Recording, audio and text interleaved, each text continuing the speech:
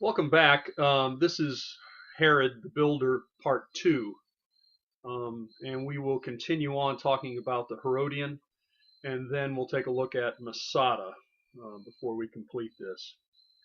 This is an image we've showed you before. This shows the eastern tower. You can see the people down here for scale, and passageways down to the tunnels and cisterns that are there. Here we see the garden area with its colonnades around it. This is up in that what's sort of like the volcanic crater. At the southern end, down here, is the exrida. This is an alcove. It's just mainly a place that would have benches, a place to sit, a place for conversations.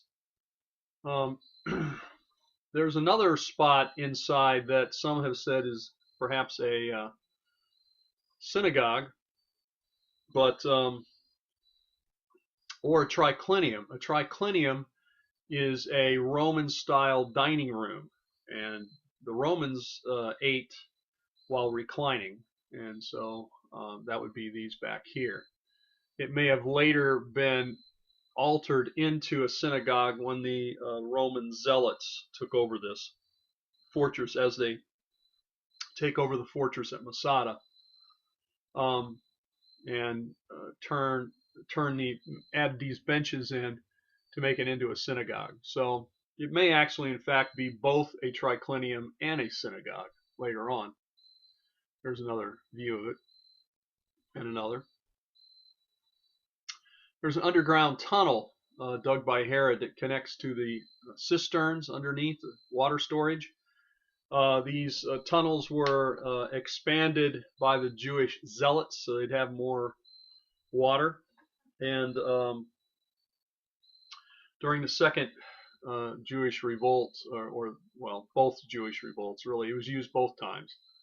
Both in the first Jewish revolt up till AD 70, 67 to 70, and then the second one, or sometimes called the Bar Kokhba revolt. Here are some of the plastered cisterns.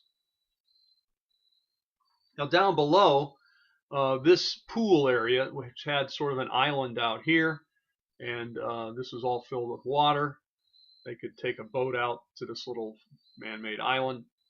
This area down in here is where they believe that Herod's tomb is. I think most people accept that this is Herod's tomb area down here. Of course, these pictures were taken before the continued excavation in this area. And here's another shot of it here. Now we want to move our attention to Masada, and this is probably a place that you've heard of. And certainly, if you get the chance to go to Israel someday, and I often lead tours, and I do take students to the Middle East, Turkey, New Testament sites in Turkey and Greece, as well as sites in Israel and Jordan. So that may be coming up in the future. So if you send me an email, I can let you know. I think probably in about a year, I'll be going to Turkey and Greece, and you're certainly welcome to come along. You can get graduate credit for it. I'm sure we could work something out.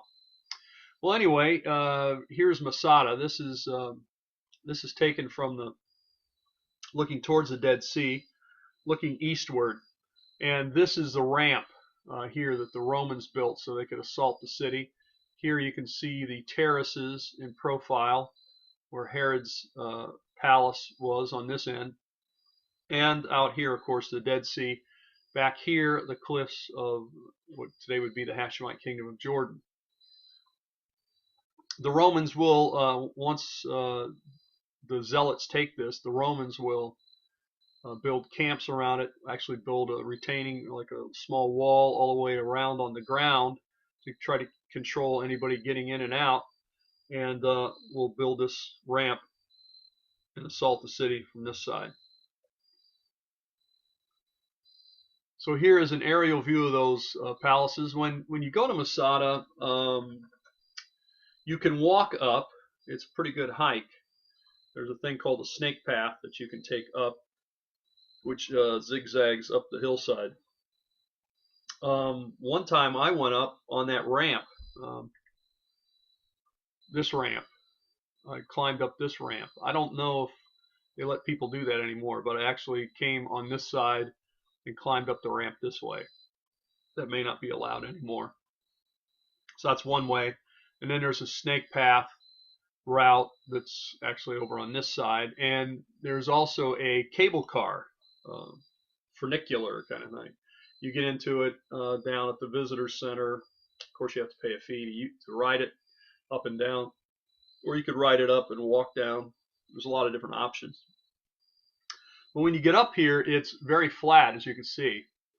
Some people have said it's shaped like an aircraft carrier, which I suppose maybe it is. The palace is all down on this end, which would be the northern end. And synagogues over this way, some other large buildings here, storage buildings, huge cisterns underneath. So Herod will build this up with a casemate wall. Casemate wall is really two walls, inner wall, outer wall, with divisions in between. So hence it's called casemate. And this could be David's stronghold, as mentioned in the Old Testament. Now, Herod will build it as his fortress palace. In AD 66, the Zealots, and including some of the Sicarii. The Sicarii is mentioned by Josephus as being basically assassins that would go in a crowd, keep a knife sort of up their sleeve, cloak and dagger kind of thing, literally, and then go through the crowd and stab someone, put the knife back in their cloak, and head out. The person would fall. Be very difficult to know what they had done. After the temple was destroyed, they built a synagogue here, and a ritualistic bath, or mikvah, or mikvaot, and so forth. Roman bath Herod had here as well. The 10th Legion will attack here in AD 72, and will attack it for months. Here you can see the cable car going up. Snake path would be winding up this way. They built that earthen ramp that I showed you on the other side using Jewish slaves, and they get up to the top, and there are 900 men, women, and children who commit suicide. So they really, I think there's only one woman and child that did not. They find them hiding, I think, in a cistern. At any rate, they burned the buildings down before the Romans got there, but they left the storage place to show that they were not out of food. Of course, they had plenty of water. They tried to resist the Romans as long as they could. So here, looking from the east then, looking from the east, we look from the west, the snake path would go up this way. So 160 feet above sea level.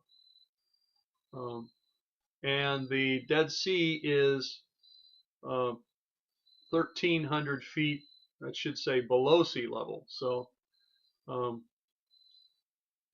so you're climbing up quite a ways to get up to the top, about 1,500 feet. It's 1,900, almost 2,000 feet long, 650 feet wide at the widest place. And you can read all that. The snake path climbs up 900 feet. So the west side is it's a little less from the ground to the top on the west side. That's why the Romans built the ramp over there. So here you can see, and you can look at this at your leisure when you look at the PowerPoint. But Herod's palace down here, Roman bath house over this way, and over in this area, the 13 is a synagogue. As you can see, the west gate over this way, several cisterns as well. So it's a very interesting place to visit. And in fact, one time I was up there, it was buzzed by a fighter jet, like an F-15 or something like that. It flew right over, I mean, very low. So low that I could feel the heat from the exhaust of the plane. It buzzed it a couple times while I was up there.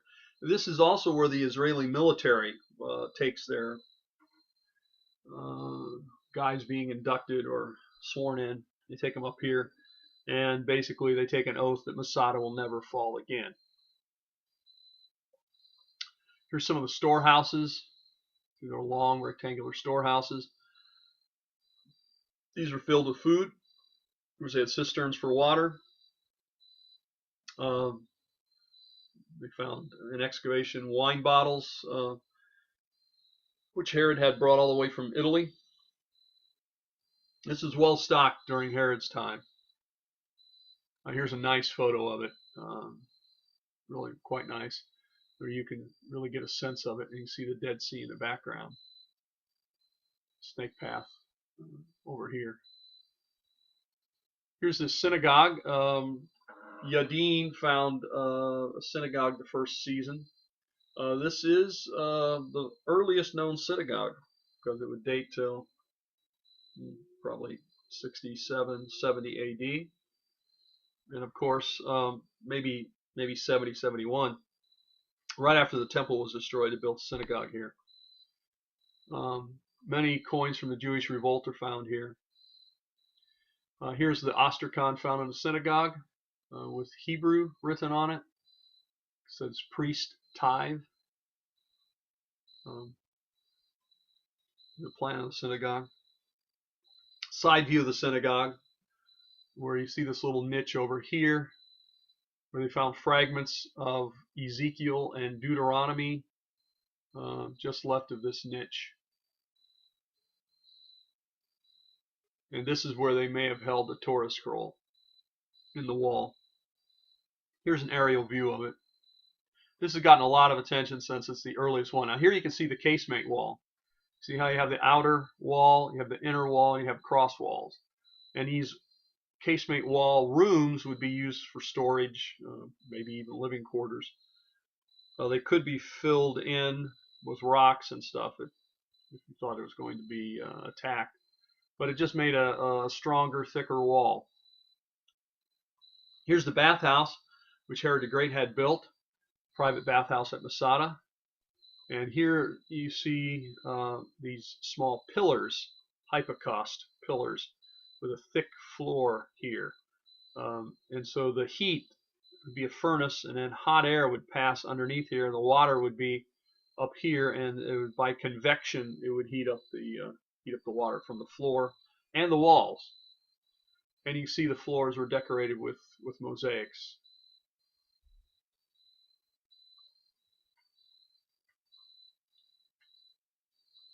Get to the right one there. Here we go. Here's the siege ramp I was telling you about. This is the thing that there's some buses there. You used to be able to, I don't know if you still can, climb up this way and come up to the site.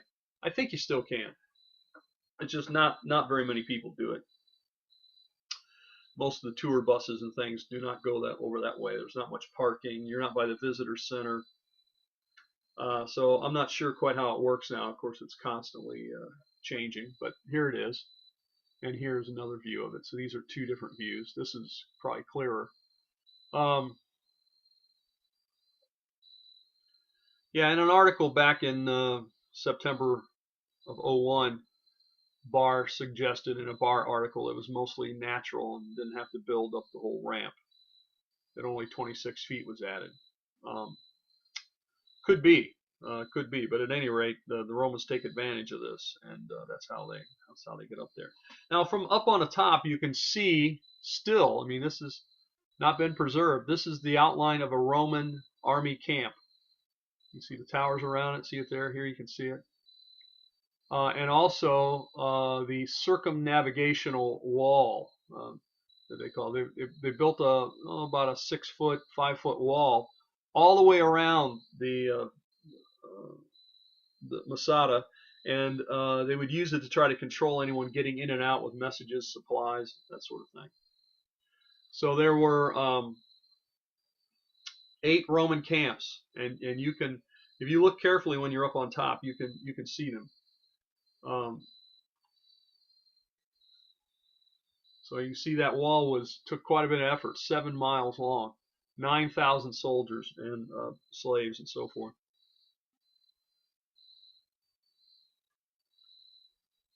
Now, Herod also built Old Testament at Old Testament Jericho, his palace, and here's a side of that. I don't think I have too many slides of this. Just a couple more slides left in this. Yeah, I think we'll end it there. So this is another one about Herod the Builder.